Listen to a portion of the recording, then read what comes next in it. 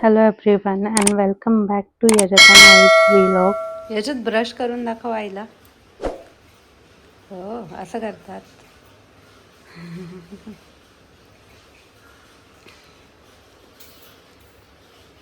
याच्यात ब्रश करणं चालू आहे. ते ब्रश करणं कमी आणि चावण्यात जास्त चालू आहे. त्या ब्रश लागल्यानंतर त्याचे दात येत आहेत सगळे वरचे खालचे दोन दोन, तर त्याचे खूप दात सळसळ करत आहेत.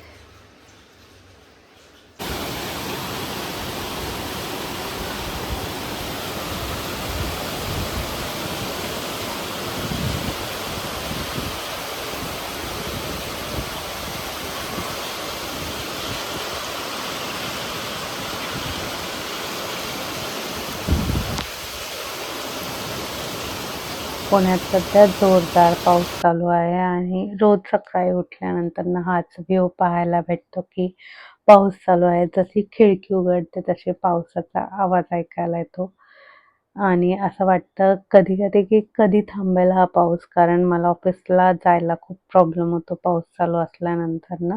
पण खूप छान पण वाटतं जेव्हा पाऊस पडतो त्यावेळेस. ही युकीची ओनर आहे आणि ती तिला घरी घेऊन जायला आली आहे. पण युकी काय तिथनं खाली उतरत नाहीये. तिला असं वाटतंय की तिला उतरता येत नाहीये, म्हणून ती तिला दाखवत होती की तू असं उतर. पण मांजरी खूप हुशार असतात. थोडा वेळ पाऊस उघडला होता म्हणून मी आणि याच्यात बाहेर गेलो होतो आणि आम्ही भाजी घ्यायला गेलो. तिथे याच्यातला त्याची फ्रेंड मिळाली होती एक आणि त्या दोघांचं एकमेकांच्या भाषेत बोलणं चालू. मला असं वाटलं होतं की एवढं फिरवून आणलंय तर याच्यात झोपेल, पण याच्यात काही झोपायचं नाव घेत नाहीये. याच्यात खूप मस्ती करतो सध्या, खूप म्हणजे खूप जास्त मस्ती करतो. त्याच्या मस्तीला काही लिमिटच नसतं. यजतचे कुठे आहेत सॉक्स? कुठे आहेत सॉक्स? ओके. आणि दाता कुठे आहेत? हा, आणि जीभ आणि याच्यातचं नो काय ते याच्यात खेळायची वस्तू आहे का तुझी? म्हटलं होतं मी तुला लागल म्हणून. म्हटलं होतं ना लागल. काही गरज आहे का घ्यायची? छी.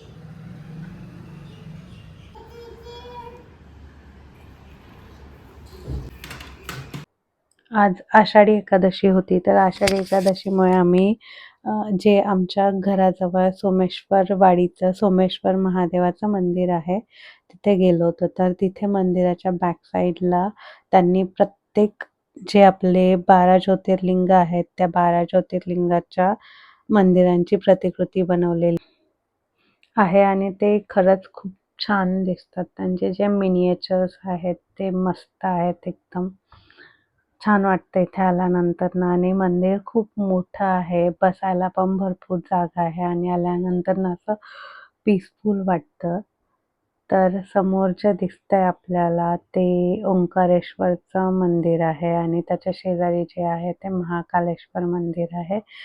या मंदिरा शेजारीच गार्डन आहे आणि ते गार्डन पण खूप छान आहे. त्याच्या पण आतमध्ये त्यांनी असे वेगवेगळे देखावे बनवलेले आहेत वारीचा.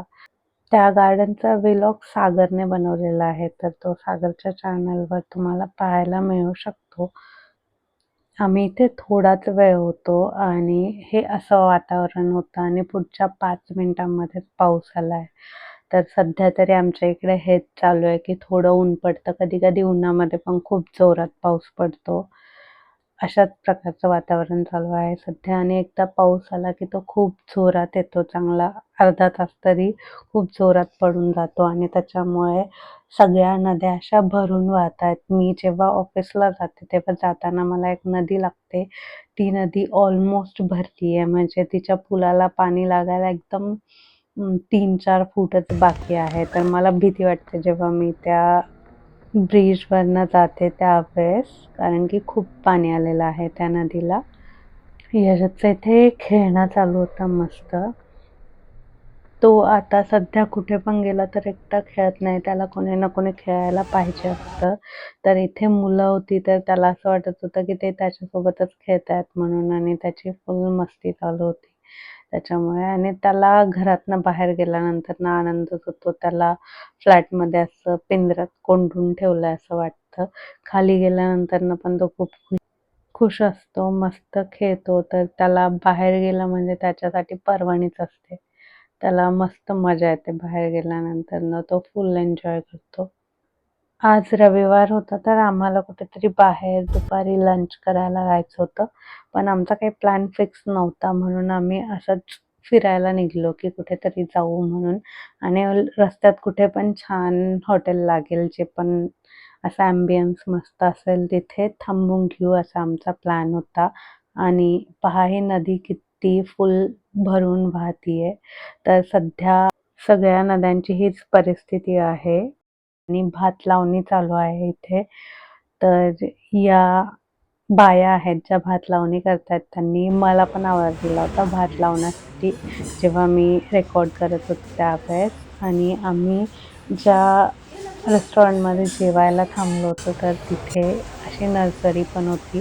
पण या नर्सरीमध्ये झाडं खूप जास्त कॉस्टली होते, त्याच्यामुळे आम्ही काय घेण्याचा विचार केला नाही. पण नर्सरी आणि हॉटेल खूप छान बनवलेलं आहे. Thank you for watching our vlogs. Please like, comment, share and subscribe our channel.